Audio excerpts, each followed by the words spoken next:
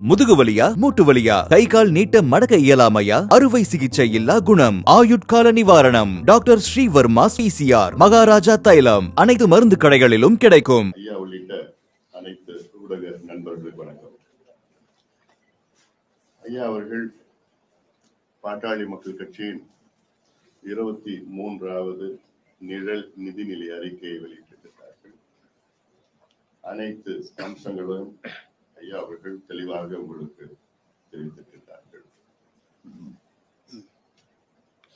ஐயா அவர்கள் எதற்காக பாட்டாளி மக்கள் கட்சி நிழல் நிதிநிலை அறிக்கையை வெளியிடுகிறது என்றும் அதற்கும் விளக்கம் சொல்லியிருக்கின்றார்கள்.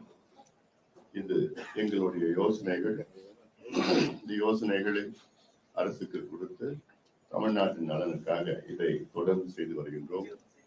இதுவரை பாட்டாளி மக்கள் கட்சி இது போன்ற 23 நிழல் நிதிநிலை அறிக்கையும் 18வது வேளாண் நிழல் நிதிநிலை அறிக்கை போன்ற பல ஆவணங்கள் தமிழகத்திற்கும் இந்தியா முன்னேற்றத்திற்கும் வெளியிட்டிருக்கிறது. இதில் கணக்கிட்டால் கிட்டத்தட்ட 100க்கும் மேற்பட்ட ஆவணங்களை நாங்கள் கடந்த 35 ஆண்டு காலம் தயார் செய்து வெளியிட்டிருக்கின்றோம்.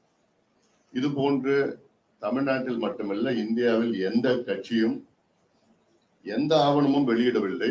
குறிப்பாக தமிழ்நாட்டில் ஆளும் கட்சி திமுகவோ அதிமுகவோ இவர்கள் எதிர்கட்சிகளாக இருக்கின்ற நேரத்திலே தமிழ்நாட்டின் வளர்ச்சிக்காக ஒரே ஒரு ஆவணம் கூட வெளியிடவில்லை. மாற்றாக மற்ற கட்சிகளும் எந்த ஆவணமும் வெளியிடவில்லை. ஒரு சில கட்சிகள் ஊழல் குற்றச்சாட்டு ஆவணங்களை வெளியிட்டிருக்கிறார்கள் தவிர வளர்ச்சி ஆவணங்கள் எதுவுமே எந்த கட்சியும் வெளியிடவில்லை.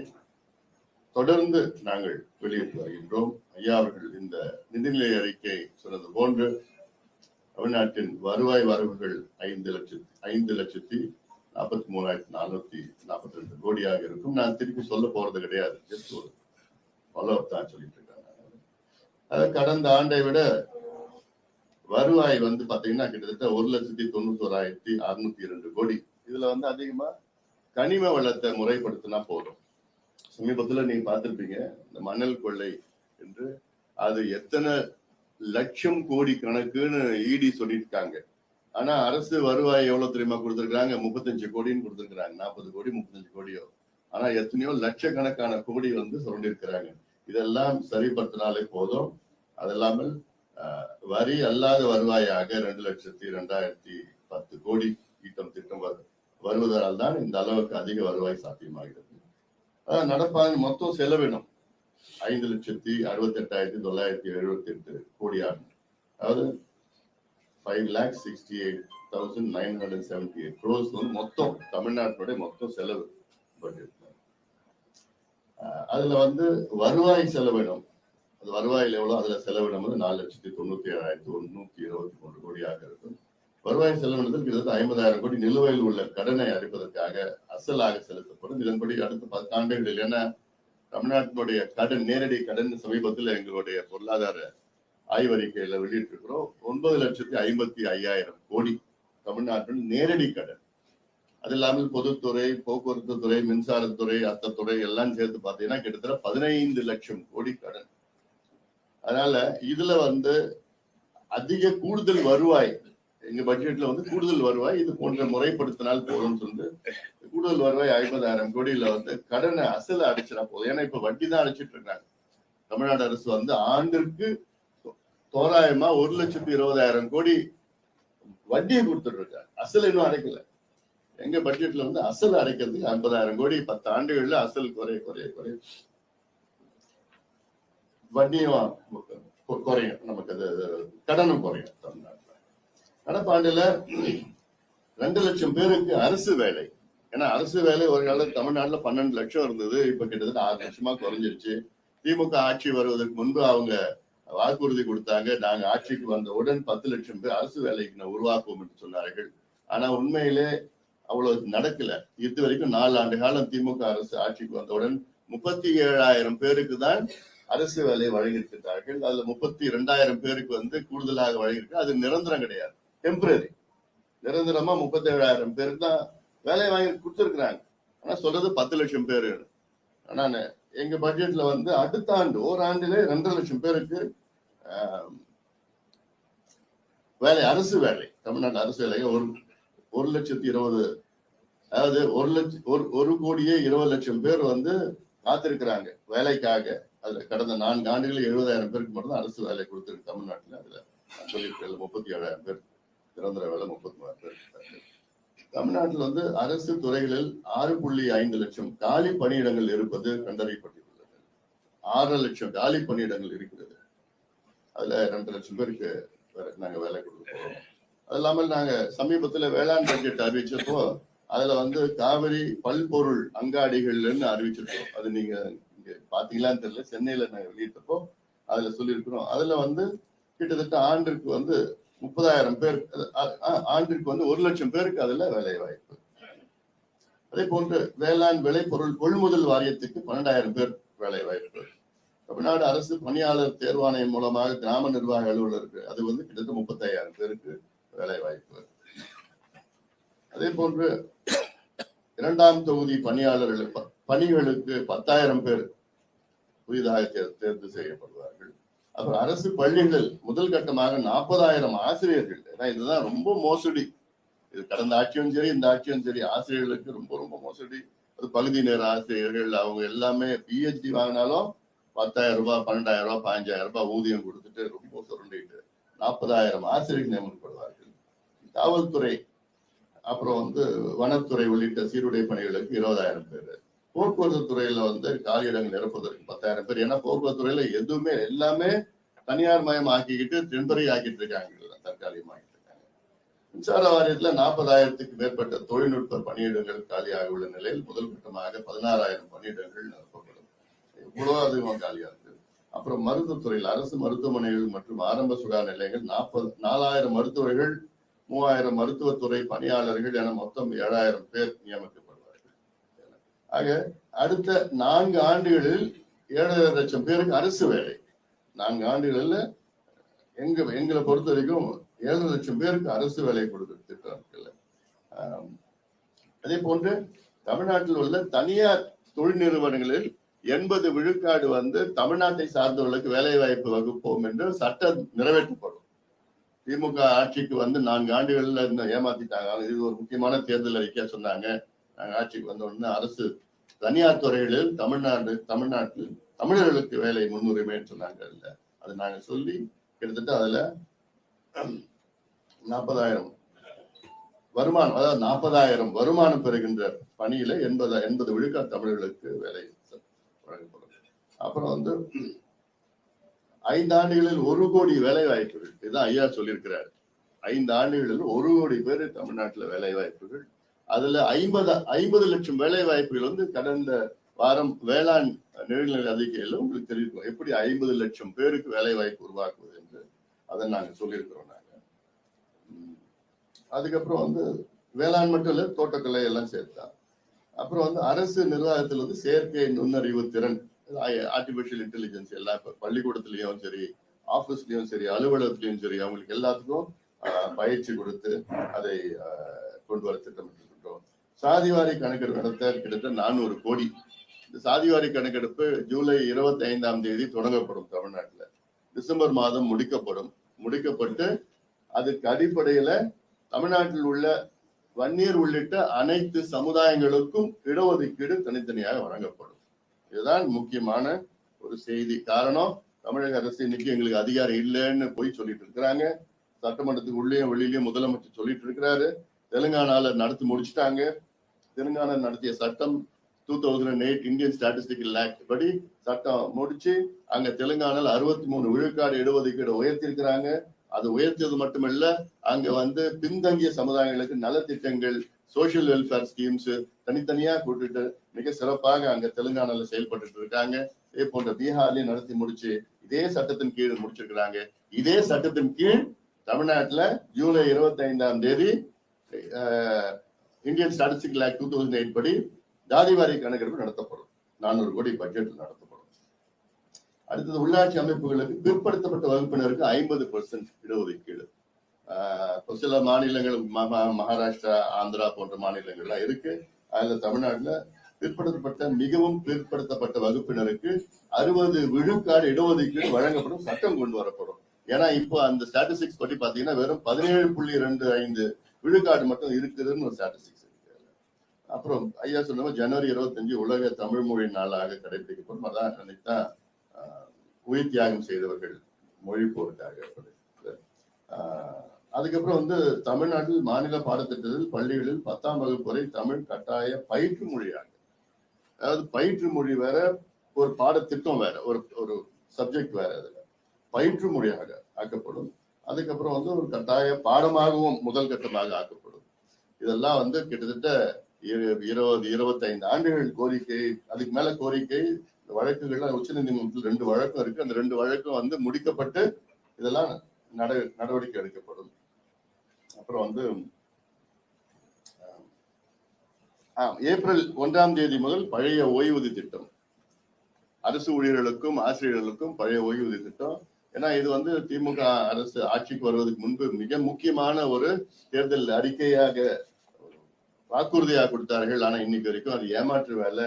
இதுக்கு முன்பு 3 குழு, ஸ்ரீதர் அவர்கள் தலைமையில, ஓய்வு பெற்ற IAS ஸ்ரீதர் அவர்கள் தலைமையில ஒரு குழு, அதுக்கப்புறம் வந்து சாந்தா ஷீலா நாயர் அவங்க தலைமையில ஒரு குழு, இப்போ வந்து ககன் சிங் தீப் பேடி இவர் தலைமையில ஒரு குழு. என்ன பண்ணீங்க இந்த குழுக்கள்லாம் புரியல எனக்கு. 3 குழுக்களை வைத்து இது 3 குழுக்கள் கடந்த 8 ஆண்டுகளில் எதுக்குன்னு அரசு ஊழியர்களுக்கும் ஆசிரியர்களுக்கும் நாங்க பழைய ஓய்வூதியத்தை பரிந்துரை செய்வதற்காக. இப்ப அது ஒரு ஏமாற்று வேலை. 9 மாதம் கால அவகாசம் கொடுத்திருக்கிறாங்க, ஒண்ணும் நடக்க போறது கிடையாது. ஆனால் நாங்க ஏப்ரல்ல இருந்து நமக்கு வந்து பழைய ஓய்வூதிய திட்டம் வழங்கப்படும். அப்புறம்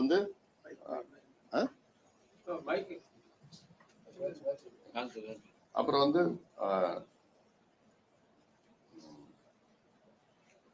அரசு போக்குவரத்து கழக ஓய்வூதியர்களுக்கு முழு அகவிலைப்படி உயர்வு, அதாவது இதற்கு வழங்க வேண்டியது கிட்டத்தட்ட 246% அகவிலைப்படி உயர்வு ஏப்ரல் மாதம் முதல் வழங்கப்படும்.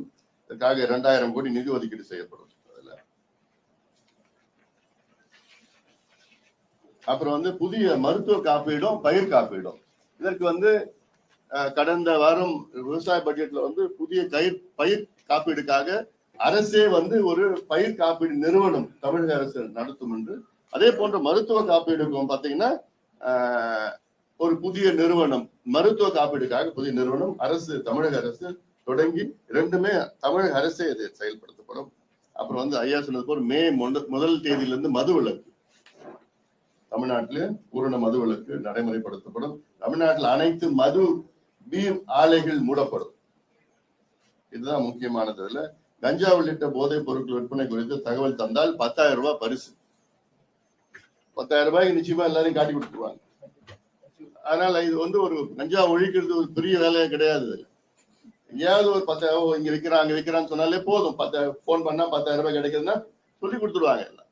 அதனால இதெல்லாம் சாதாரணமா நினைச்சாங்கன்னா சாதாரணமா ஒழிக்கலாம் இல்ல. அதனால இதெல்லாம் போதைப் பொருள் விற்பனையை தடுக்க தவறும் அதிகாரி, குறிப்பாக காவல்துறை அதிகாரிகள் பணி நீக்கப்படுவார்கள். அப்புறம் வந்து ஐயா சொன்னது கல்வி மருத்துவத்துறைக்கு 2.5 லட்சம் கோடி. இது வந்து பெரிய ஒரு பட்ஜெட் அலோகேஷன். ஐயா சொன்னது கோத்தாரி கமிஷன் ரிப்போர்ட் 6%, அதுக்கப்புறம் மருத்துவத்துக்கு 3%, 9% பட்ஜெட்ல கொடுக்கணும்னு இருக்குது. பட் ஆனா இவ்வளோ செய்ய முடியாது. ஏன்னா கிட்டத்தட்ட வந்து ஒரு 40-45 விழுக்காடு 2 துறைக்கு மட்டும் பண்ண முடியாத சூழல்ல வந்து இருக்கிறாங்க. தமிழகத்தில் மும்மொழி கொள்கை நடைமுறைப்படுத்தப்படாது, இருமொழி கொள்கை தொடரும். மாநில கல்விக் கொள்கை வந்து 2025 ஏப்ரல் மாதம் வெளியிடப்படும். அரசு பள்ளிகளுக்கு மேம்படுத்த 36,000 கோடி நிதி ஒதுக்கீடு செய்யப்படும். பள்ளி கல்வி வளர்ச்சிக்கு தனி நிதியம் ஏற்படுத்தப்படும். அப்புறம் ஒரு தொகுதிக்கு, ஒரு MLA தொகுதிக்கு ஒரு அரசு கலை கல்லூரி. இன்னைக்கு கிட்டத்தட்ட ஒரு 164 கலை கல்லூரியில் இருக்கிறது. அது இன்னும் ஒரு 234 கலை கல்லூரியாக உயர்த்தப்படும். அப்புறம் 6 புதிய மருத்துவ கல்லூரிகள் தொடங்கப்படும். ஏன்னா இந்த 4 ஆண்டுகள் வந்து பாத்தீங்கன்னா ஒரே ஒரு மருத்துவ கல்லூரி கூட திமுக தொடங்கல. ரொம்ப மோசமானது இது. அதுல 6 கல்லூரிகள் தொடங்கப்படும்.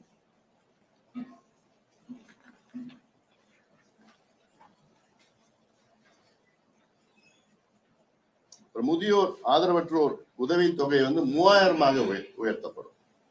தமிழ்நாட்டில் 70 லட்சம் பேருக்கு வந்து முதியோர் ஆதரவற்றோர் உதவித்தொகை வழங்கப்படும். ஏழை குடும்பங்களுக்கு வழங்கப்பட்டு வரும் மாத உரிமை தொகை வந்து 1000 2000 உயர்த்தப்படும்.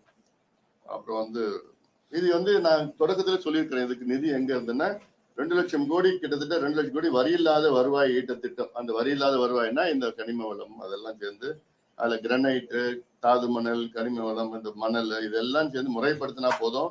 அது இல்லாம நிர்வாக ஊழல் இல்லாம நிர்வாகத்தை கொண்டு வந்தாலே இது கிட்டத்தட்ட 2,10,000 கோடி ரூபாய் வருமானம் கூடுதலாக, வரி இல்லாத வருமானம் வந்து இதை கூடுதலாக உயர்த்தலாம்.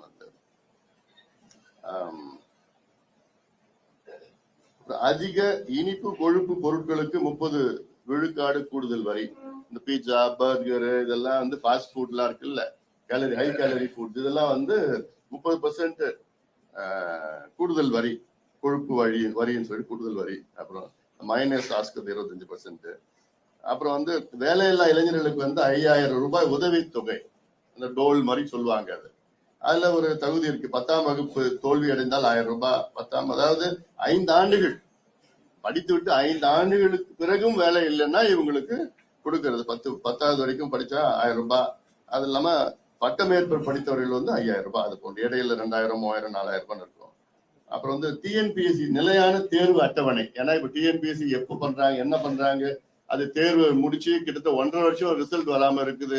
இந்த பிள்ளைகளுக்கு என்ன பண்ண போறோம், எதிர்காலம் புரியாம இருக்கிறாங்க. இது வந்து ஏதோ ஆயிரக்கணக்கில் லட்சக்கணக்கான மாணவ மாணவிகளோ வேலை தேடி இருக்கிற இளைஞர்கள் வந்து அவங்க ஒரு வாழ்க்கை நிலை இல்லாத ஒரு சூழல் இருக்கிறாங்க.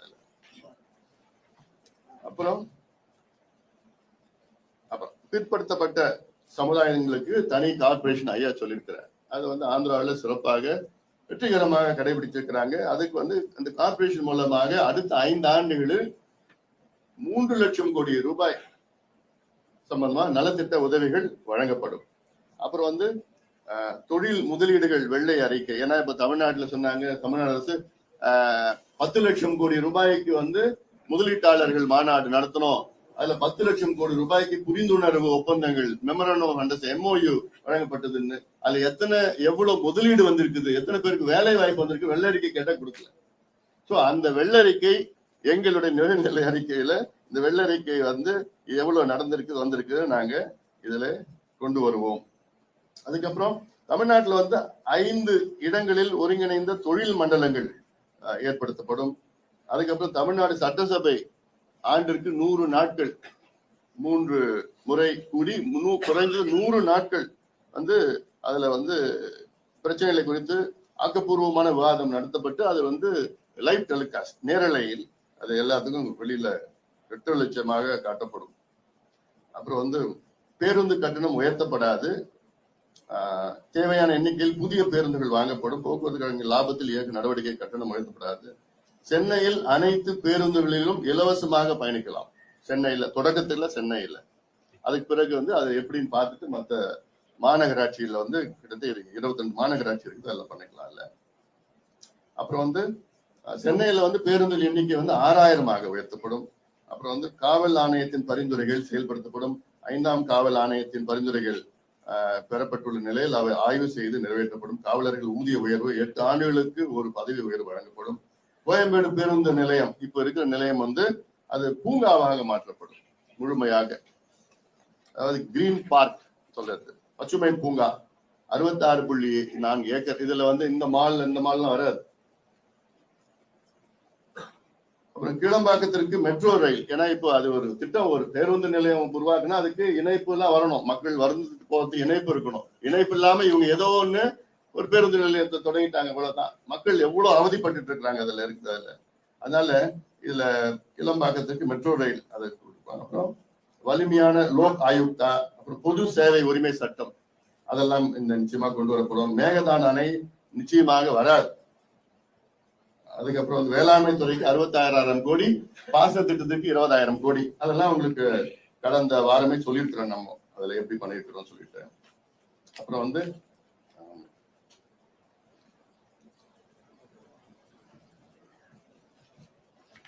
அனைத்து விளை பொருட்களையும் அரசே கொள்முதல் செய்வதை கட்டாயமாக ஆக்க சட்டம். இதுவும் வந்து வேளாண் பட்ஜெட்லயே சொல்லியிருக்கிறோம் நம்ம. அப்புறம் அதுல நிறைய அந்த காவிரி பல்பொருள் அண்டகாடிகள் எல்லாம் இருக்கு. விலங்குகள் தாக்கி உயிரிழப்போருக்கு 25 லட்சம். அதெல்லாம் கடந்த வாரம் அங்கே பட்ஜெட்ல, வேளாண் பட்ஜெட்ல சொல்லியிருக்கோம். அப்புறம் வந்து பறக்கும் சாலை திட்டம், மின் திட்டங்கள் விரைவுபடுத்தப்பட 2 லட்சம் கோடி முதலீடு சொல்லிருக்கு. ஏன்னா இன்னைக்கு ஏன் மின் கட்டண உயர்வுன்னு பண்ணிட்டு இருக்காங்கன்னா, மின்சாரத்துறையில மிகப்பெரிய ஊழல் நடந்துட்டு இருக்கு. தனியாருக்கு வந்து கூடுதலாக அதிக கட்டணத்துல வந்து மின்சாரம் வந்து பெறப்பட்டு இருக்கிறது. இதெல்லாம் தொடர்ந்து நாங்க கிட்டத்தட்ட ஒரு இந்த 3-4 மாதத்துல கிட்டத்தட்ட ஒரு 6 அறிக்கைகள் நாங்க வெளியிட்டிருக்கோம். தெளிவான அறிக்கைகள் வெளியிட்டிருக்கிறோம். அதனால ஏன்னா அரசு தயாரிக்கின்ற மின்சாரம் வந்து அது வந்து மிக குறைந்த அளவில் நடந்து கொண்டிருக்கிறது. அடுத்து 10,000 இப்போதைக்கு வெறும் 5,000 மெகாவாட் தான் அரசு வழிகளில் வந்துட்டு இருக்கு. மீதி எல்லாமே 15,000 மெகாவாட் தனியார் இருந்து வாங்கிட்டு இருக்காங்க. இது வந்து அரசு பங்களிப்பு வந்து அதிகப்படுத்தப்படும். அப்புறம் காலநிலை செயல் திட்டம் காலநிலை மாற்றத்தை கட்டுப்படுத்தும் நோக்கில் தமிழக நகரங்களுக்கான காலநிலை செயல் திட்டம் Tamil Nadu urban areas climate action plan உடனடியாக உருவாக்கப்பட்டு செயல்படுத்தப்படும்.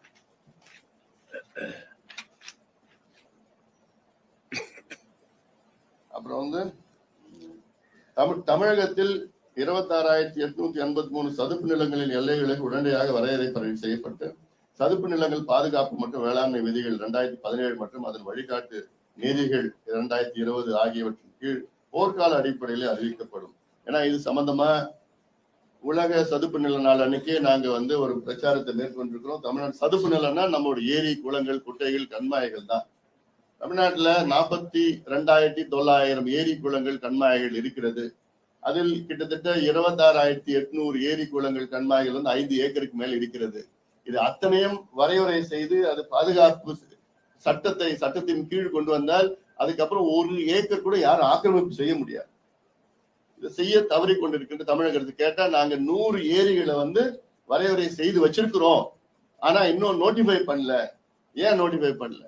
இந்த மார்ச் மாதத்திற்குள் சுப்ரீம் கோர்ட்டுடைய ஆர்டர்னா நோட்டிஃபை பண்ணணும். எல்லாமே இந்தியாவில் உள்ள எல்லாம் தமிழ்நாடு உள்ளிட்ட பட் ஆனா செய்யற மனநிலையில இவங்க இல்லை.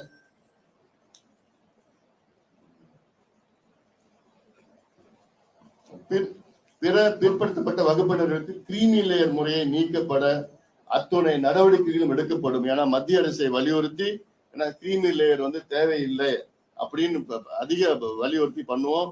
இப்ப இருக்கிற கிரீமி லேயர் 8 லட்சம் இருக்கு. அதை வந்து 14 லட்சமாக முதல் கட்டமாக உயர்த்த அனைத்து நடவடிக்கைகள் எடுக்கப்படும் மத்திய அரசை வலியுறுத்தி. தாழ்த்தப்பட்டோர் மற்றும் பழங்குடியினர் மாணவ மாணவியர்களுக்கு கல்வி உதவித்தொகைக்கான நிதி ஒதுக்கீடு 50 விழுக்காடு அதிகரிக்கப்படும். அப்புறம் தமிழ்நாட்டில் அங்கீகரிக்கப்பட்ட பத்திரிகையாளர்கள் நண்பர்கள் அனைவருக்கும் 90 விழுக்காடு மானியத்தில் மடிக்கணினி வழங்கப்படும். வச்சிருக்கீங்களா மடிக்கணினி? போனே இல்லையா? ஐயோ, சரி சரி. அதே போன்ற இதுல கிட்டத்தட்ட எங்களுடைய பாட்டாளி கட்சியினுடைய 2025-26 நிதிநிலை அறிக்கை, நிழல் நிதிநிலை அறிக்கையில் மொத்தம் 109 தலைப்புகளில் 359 யோசனைகள் தெரிவிக்கப்பட்டுள்ளன. இந்த நிழல் நிதிநிலை அறிக்கை தமிழக அரசுக்கும் பொதுமக்களுக்கும் பெரிதும் பயனுள்ளதாக இருக்கும். இது எல்லாத்துக்கும் அமைச்சர்கள், அதிகாரிகள், நீதித்துறை, கல்வித்துறை, பேராசிரியர்கள் அப்படி அத்தனை பேருக்கும் நாங்க தொடர்ந்து இது கொடுக்க திட்டமிட்டு இருக்கிறோம். இந்த வேளாண் நிதி அறிக்கையும் கொடுத்துட்டு தான் இருக்கிறோம், எல்லாத்தையும் கொடுத்துட்டு தான் இருக்கிறோம். அது ஏன்னா இது வந்து இது மக்களுக்கும் ஒரு விழிப்புணர்வு, அரசுக்கும் இது மிகப்பெரிய ஒரு உதவியாக இருக்கும் என்ற நோக்கத்திலே தான் தொடர்ந்து இது போன்ற நிழல் நிதிநிலை அறிக்கை வெளியிட்டு கொண்டிருக்கின்றோம். நன்றி.